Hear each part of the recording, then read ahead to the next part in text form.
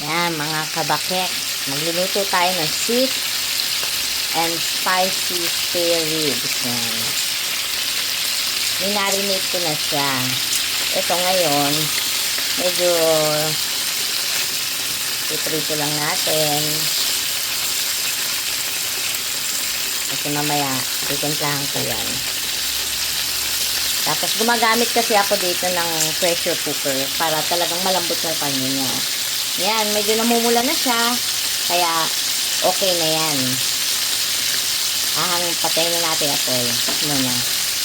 Hanguin ko yan, tapos magigisa lang ako.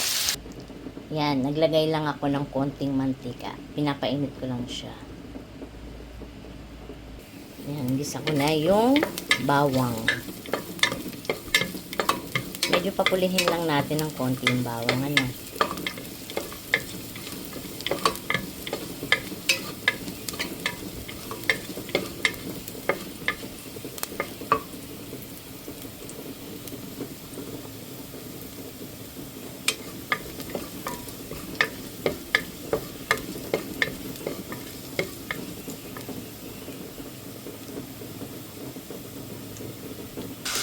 Yan mga kabakeks, nilagay ko na yung kaninang ano man tawag, minarinate o pinirito kong baboy. Tapos naman, yung pinagmarinatean ko, ito, saka ko ibubuhos. Natin buhos, yan. Yan, yung pressure cooker, yan yung gamit ko. Yan mga kabakeks. Tapos, ilalagay na natin yung takip.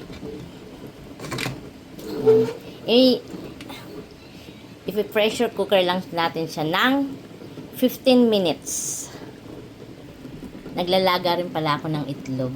Kasi gusto ng mga anak ko may itlog eh. Yan. Yan, ito na mga kabakeks. Ang result. Binuksan ko rin pressure cooker. Ngayon, kumukulo siya. Lagyan natin ng konting ketchup. Yan. Konting ketchup. Tapos, haluin natin ng konti.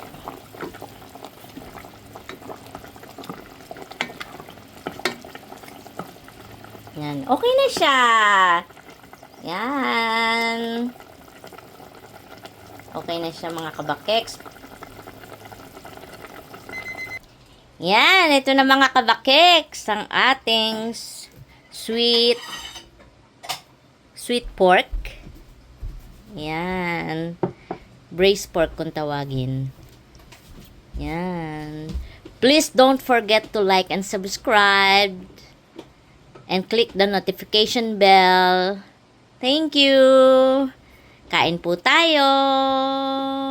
Thank you for watching. God bless po sa inyong lahat.